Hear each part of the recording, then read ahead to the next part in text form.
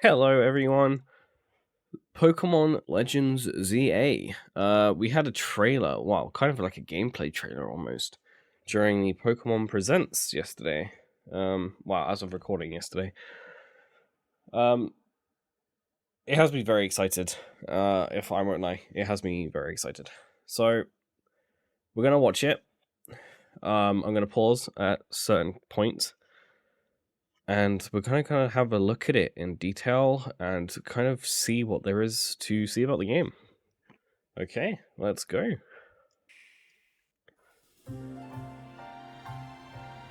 Pokémon Legends ZA is a new title in the Pokémon series.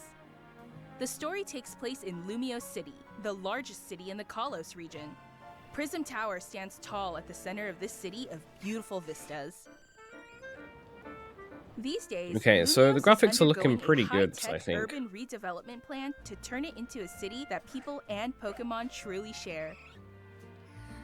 We see the evolutions After with the you Sylveon. arrive in Lumio City to see the sights, The you'll trees are meet looking three Pokemon, questionable. one of which will become your first partner. The starters, I think, Chikorita, are the first Tepig, big and talking Totodile. point. You'll choose one of these Pokemon. I kind of want to know their decision on these starter Pokemon. Tepig and Totodile, I think, will be the most picked.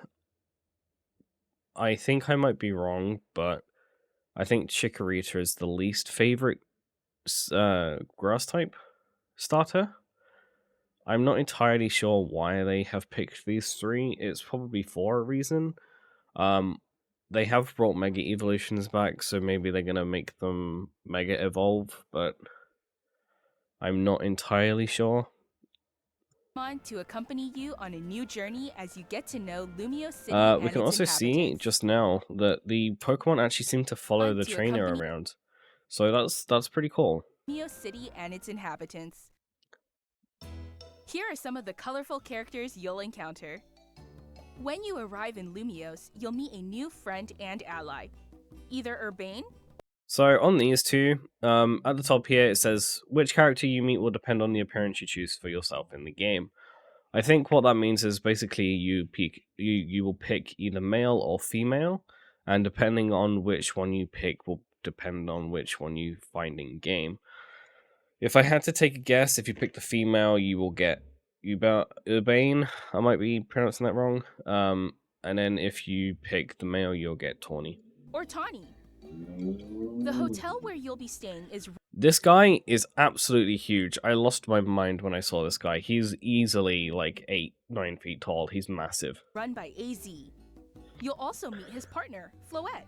Lumios's redevelopment is being managed by Quasartico Inc. You'll become acquainted with the company's CEO, Jet. I'm almost 100% sure that one of these two will be the story's quote-unquote bad guy.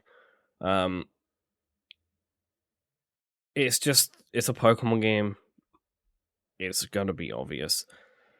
The team, like the teams in the game, like Team Plasma, Team Rocket, are all star-based, and if you can look at their badges, that looks like some kind of galaxy, and her earrings are in the shape of a moon. Like, it's pretty obvious, I think. And her secretary, Vinny. The different people you meet will make your time in Lumios all the richer.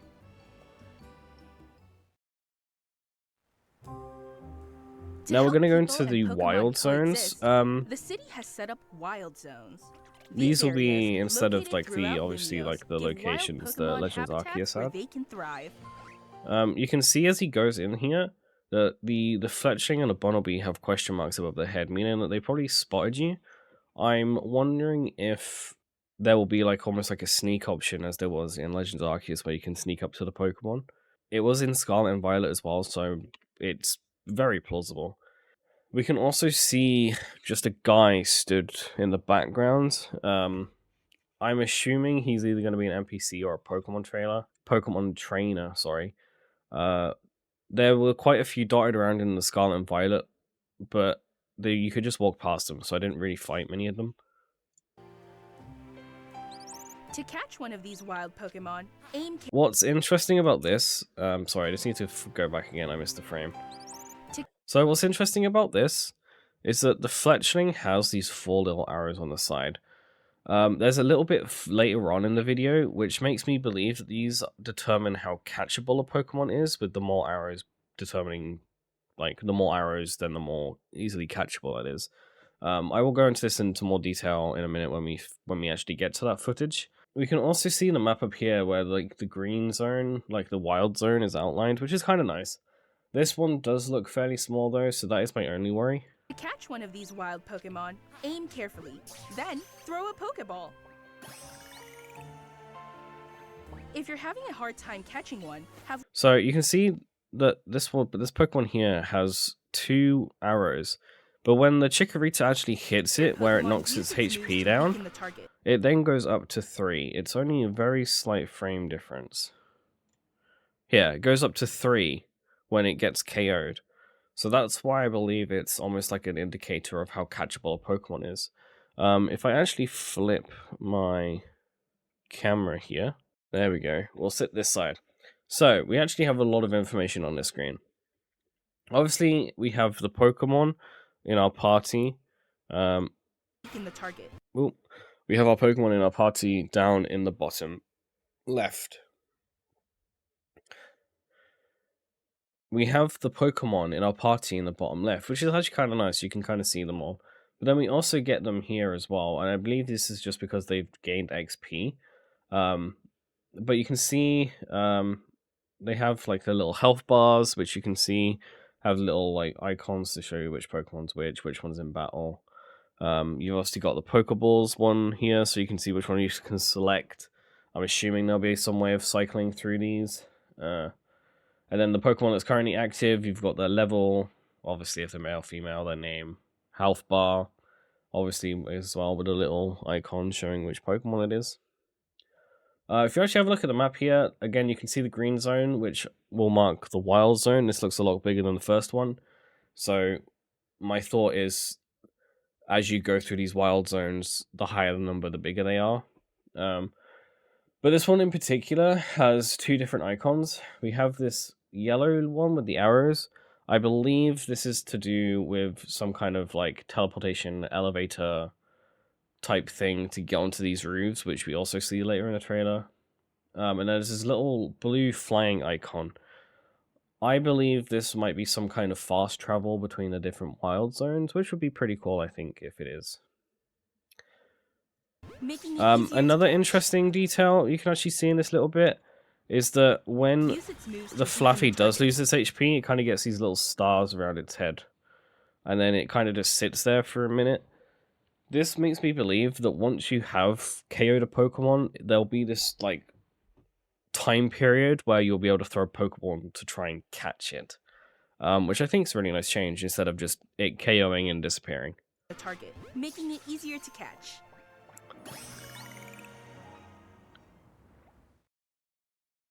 This game offers a style of Pokemon battling not seen in previous titles. This had me very excited when I first saw it. So, there's quite a few things we can see already. Center at the top, we can see how many Pokemon the opponent has. So, in this case, she has 2.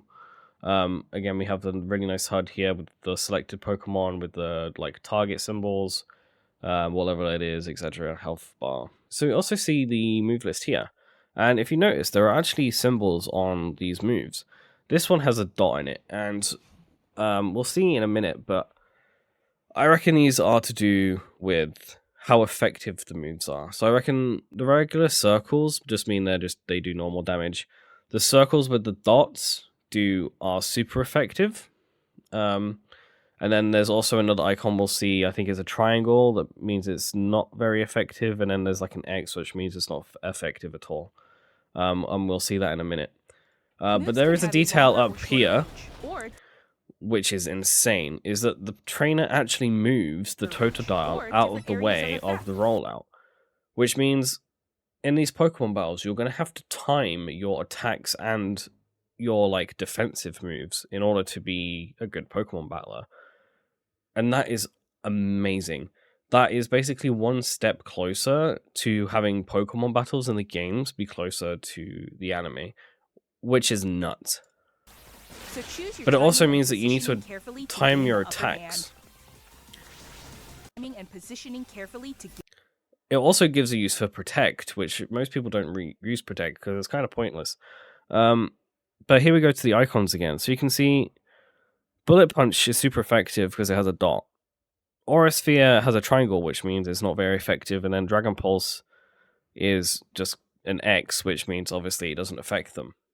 I think that's a very cool detail. Gain the upper hand. As well, here we go. So we can see that the Hippodon uses Stealth Rock, which puts these little spiky rocks in the air, which the Talonflame then dives into using Flame Wheel to not only KO the Pokemon, but to also just negate its attack altogether. This is gonna revolutionize Pokemon battles in this game. It's just gonna make them so much fun because you actually have to use timing and strategy to actually win Pokemon battles. Like, you can't just spam the same move over and over again to expect to win. Like, they can dodge you now. So you actually need to put in some thought instead of just clicking the A button 20 times to win a Pokemon battle. And that is that's got me very excited. It's gonna bring a whole new skill for these Pokemon battles. Lead your partner Pokemon through battles and Again, dodge you can see that he's moving the attacks. Pokemon out of the way. Swap And you can Pokemon if you swap need to your and find the right Pokemon moment to- mid-battle as well. Of course, you're going to have to now time that so you don't get hit by the oncoming attacks. It's very... The way that these Pokemon battles are designed is it's going to be very timing based. Like, you're going to have to time everything perfectly. They've kind of gone away from the turn-based battling system to more of a real-time fluid Pokemon battle, like how the anime would be. It also means that if you just want to sit there and just not attack and just practice dodging, then you can. Like, there's so much stuff in this new battling system, which is going to be so amazing to learn. As well on this freeze frame, you can also see this little red symbol with the eye. I believe this is also in Legends Arceus, which determines if a wild Pokemon has seen you or not. So again, this could also mean that there is going to be some kind of stealth mechanic in the game like Legends Arceus, which means you can sneak up on the wild Pokemon to try and catch them easier. To unleash a move. What's more, certain Pokemon can go beyond evolution. Yes, Mega Evolutions are back, which is very exciting. I loved Mega Evolutions. They are my favorite kind of gimmick in a Pokemon game. The Pokemon will do more than just as far as I'm aware, I didn't see any new Mega Evolutions introduced yet. But what we did learn is we seem to have this gauge in the bottom right, which kind of looks like it's going down. So to me, that means there's going to be a way of charging it up. And it also probably means that you're not going to be able to Mega Evolve your Pokemon every battle. You'll have to kind of charge it up, either by battling Pokemon or some other way. I have no idea. One of the problems I think people had with X and Y was it was fairly easy because you can just Mega Evolve every game. Every battle. So this is an interesting mechanic. It'll be interesting to see how it actually is used, because there are different bars. So maybe it's like if you have a bar left, then you can Mega Evolve, but it's like only for a specific amount of time. Tide of battle in its favor. You can also see that was a really bad time to pause. You can also see that because they are Mega Evolved, these moves have like some kind of symbol. It kind of looks like a C and a plus next to each other. That probably just means that because they're Mega Evolved, it does more damage or something. I'm not entirely sure. As Lumiose continues its transformation into a city that belongs to both people and Pokemon, who knows what kinds of encounters and experiences will await you. This is a little Zygarde. I had a theory that in Legends Arceus, you had to collect the purple Will-O-Wisps, I think they were. It's been a couple of years since I played it now. But you had to collect the Will-O-Wisps to get the Pokemon, which name eludes me. I believe it might be the same thing with Zygarde, where you have to collect Zygarde cells to basically power him up. And so you meet him in this form where he's basically got no form at all. And then I believe the next form is the dog, and then it's the snake kind of Zygarde that most people are familiar with. And then it's like the full-blown big boy Zygarde. So maybe that is how it's gonna work, maybe. I could be wrong. It could be just he's worked into the story somehow and you ended up catching him or just encountering him some other way, but they had that in Legends Arceus, and I think there's going to be some kind of similarity between it. So if it's not Zygarde, then there's probably another Pokemon that you need to collect things for, because they've done it in Legends Arceus, and they also did it in Scarlet and Violet, where you had to collect the coins for the gold. He looked like a cheese string. Again, I can't remember his name.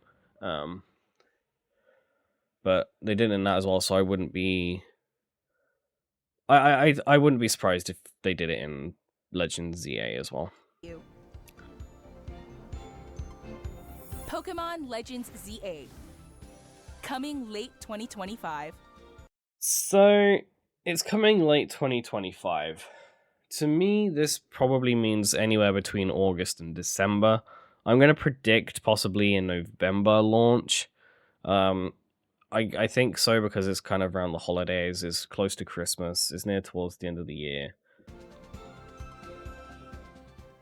There was this little Rotom thing as well at the end of the trailer, which we're watching now. I'm not entirely sure what this is. I'm sure someone else out there knows what it is, but... Oh, what was that just said? This is a promotional... What was it? This is a promotional match announcement. So maybe this has something to do with some competitive league or something then? I didn't see that during the first showing. So that's kind of interesting. Okay, so not only did we get the trailer, but we also have a web page on the Pokemon website. And this just goes into a little bit more detail on the actual video that we found. So as you can see, it's set in Lumino City, where an urban redevelopment plan is underway to reshape the city into a place that belongs to both people and Pokemon. Compared to Lumino City as it appeared in X and Y, released in 2013, more greenery now adorns the city alongside facilities with a cutting-edge feel. In Lumino City, space is frequented by people, such as shopping, arcades, cafes, and restaurants, coexist with more natural areas such as waterfronts and verdant parks. At the center of Lumino stands Prism Tower, the very symbol of the city. So here we kind of get a little bit of a map of the city, and it looks massive. Something I noticed is that there do appear to be Pokemon on these maps. I'm not sure if these are just for decoration reasons to just make it look a bit nicer, or there are actual zones on these spots where the Pokemon are, and they're the Pokemon that we can expect to see. There seems to be like some kind of like water pond here. And obviously we got Fletching, Pikachu, Talonflame, and various other different Pokemon on this map. We can also see the Prism Tower in the center, looking big and mighty, and we can also see the HQ. Don't know what this building over here is, and this, I also don't know what that is. That might be the... If there's a professor in the game, that might be the professor. Oh, this could be the hotel, actually. Come to think of it, this could be the hotel. Scrolling down, we get some screenshots of the actual game. It looks really nice. I am a little bit worried about the texture. I mean, to me, I didn't mind the fact that Arceus kind of looked a bit meh. I'm more about the gameplay than how the game looks. Obviously, if the game looks nice, it does help. But what's more important to me is that the gameplay is good and it's enjoyable. It doesn't look too bad saying that. It does look nice. I'm just hoping it doesn't look empty. Going down again, we get some more screenshots of the game. We also get some info about the story. While visiting Lumino City, during your travels, you'll come across to stay in an old hotel named Hotel Z, which I think is what this building up here is. This hotel will serve as your base as you and your new friends you'll meet in Luminos tackle all sorts of incidents that will occur in the city. So, yeah, so this looks like the hotel. Obviously, this is probably inside the hotel. And then this is just a screenshot. This looks like some kind of train station. Maybe that's how you arrive in Luminos. And then this is just a screenshot of just some street. Obviously, you can see the Prism Tower in the center. That looks like a Poké Center. That looks like some kind of radio station with a Pokemon satellite on it. It looks kind of funny. This screenshot does worry me a bit. It does look a bit empty. There doesn't look really much to be in there. Obviously, you've got a couple of people on Pokemon sit around, but I think altogether there's not actually much there, which is kind of worrying. We have more information on the wild zones as well. As part of Luminos' urban redevelopment plan, driven by a large corporation called Quasartico Inc., I hope I'm pronouncing that right, the city has been outfitted with wild zones in an effort to help humans and Pokemon share the city. These areas are constructed using cutting-edge technology to give Pokemon places to live. Within wild zones, you can battle Pokemon and catch them by throwing Pokeballs. Now, we did see a little bit about these in the video. Area 1 looks really small. You can literally see the other side of the gate, which is just there. And this is also, I think, inside Area 1 because these buildings seem to match up. So, I'm not sure how big these wild zones are going to be. I'm hoping they're going to be big. Because from the looks of the map is going to be pretty big. So maybe it'll be like the wild zones are small, but there's going to be loads of them. Or there's going to be a few, but they're going to be big. I'm kind of hoping that we have the same kind of wild area zones as we did in Legends Arceus, because the maps in there were brilliant. They were big, they offered lots of Pokemon. They were amazing. So I'm not exactly how they're going to fit that into ZA, with it being in a city and everything, but I'm hoping they do find a way, because I don't want them to have kind of small wild zones which just feel like, oh, we're going into the park, you know? Like, I want them to actually feel like, oh, this is actually a wild area where Pokemon spawn naturally and, you know, where they actually will live in the wild. So, make Pokemon your allies. So this is just basically going through how to catch a Pokemon. Everyone who's played a Pokemon game before will know how to catch a Pokemon. You get them low, you catch them, give them status effects, etc. So I'm not going to work too much on that because most people who will be watching this video already know how to catch a Pokemon. A Pokemon series first. Pokemon trainers take action in real time during battle. So this is what has me the most excited about this game. Pokemon battles use real time. So there's no spamming the A button on a single move just to KO your Pokemon. It's all done in real time. Attacking, defending, swapping out your Pokemon. It's all real time. And you can now dodge, which I think is nuts. In previous titles in the Pokemon video game series, Pokemon took action once per turn. In Pokemon Legends ZA, trainers and their Pokemon will move around in real time during battles, and Pokemon will unleash their moves when the trainers command them to. So basically what that's saying is if you wanted to, you could sit still, not attack, and just wait. Just not, you just sit there and watch, you know. Obviously, that's not the point of a Pokemon battle, but you could if you wanted to. In addition to type matchups, there will be new gameplay mechanics to consider, such as precise timing for swapping out your Pokemon or using moves. The different lengths of time moves will take to launch and how big an area the move will be the moves will impact. This unprecedented style of Pokemon battling is one of the most thrilling parts of this title. So, like I said earlier, this entire new system for battling is just about timing. You need to time your moves, you need to time your dodges, you need to time your Pokemon swaps, you need to time your defense. It's all going to be timing, and I think that's brilliant. I think that's really, really cool. I hope it plays as well as it looks. Again, we're going to have to wait until the game comes out to know, or maybe just a different trailer closer to the release date.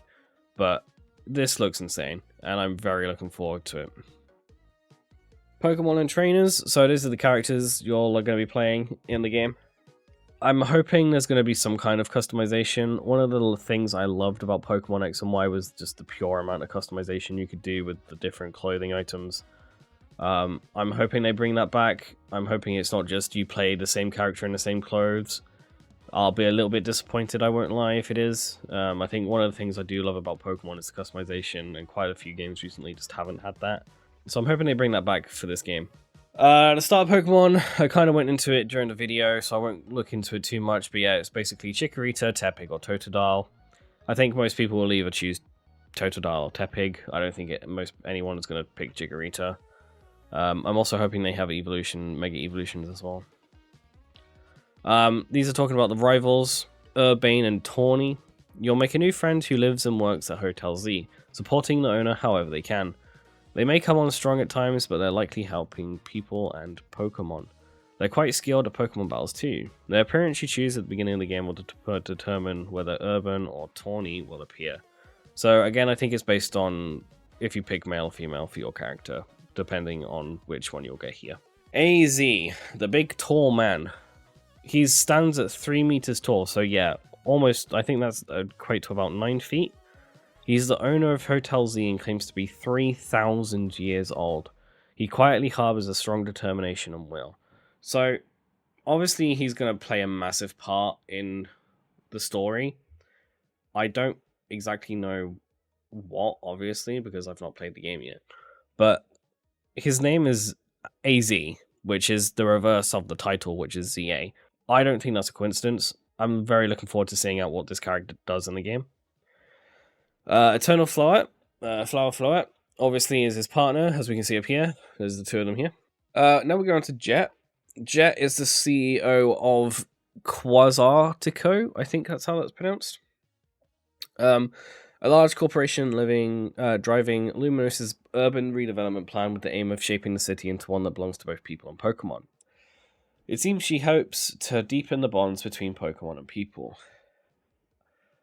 I said this earlier, but I think she's probably going to be the bad guy purely for the fact that I think it's obvious. I might be wrong, but yeah, I'm not going to go to these two too much. So he's called Vinny. He's basically her secretary. They've got bad guy written all over them. Now, we go on to Zygarde. I love me a Zygarde. Zygarde is one of my favorite legendaries. He just looks so cool. Look at him. But these are the forms. Now, this takes me back to what I said earlier about collecting something to gain for him. I don't think they've done this as a mistake, giving us the different forms. I reckon at some point you're going to get him as the little green blob, and slowly throughout the game you're going to collect the Zygarde cells, which will then change his form. So at 10%, he looks like the dog, 50% is the worm, and then 100% he looks like this badass thing here. I might be wrong, but I think that's what they're going to do with him. Also, he's a dragon ground type, which is sick. I don't know if you're going to be able to change between the three different kind of forms. I personally like this one the best, but again, this is also really cool. So I don't know how I don't know how they're going to implement him into the game, but I'm looking forward to it. Mega Evolutions. So we know Mega Evolutions are returning. If you've played X and Y, you know what these are. Basically, you give a compatible Pokemon its Mega Evolution Stone. Every Pokemon has a specific stone to them. Not all Pokemon can Mega Evolve. So, for example, we have Magikarp, which will go into a Gyarados, so normally that would be it. But with Mega Evolution, it would go into Mega Gyarados. This basically just powers them up, gives them extra power, and makes them really strong. So yeah, you can see here, we have a bracelet. They go into Mega Evolution, which lasts for the battle.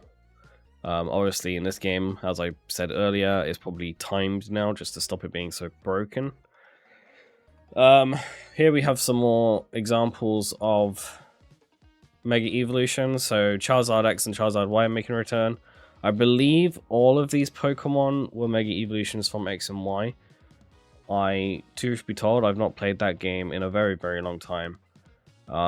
So there might be one or two here that are new and I'm not realizing, but I'm pretty sure from memory all of these Mega Evolutions were in X and Y.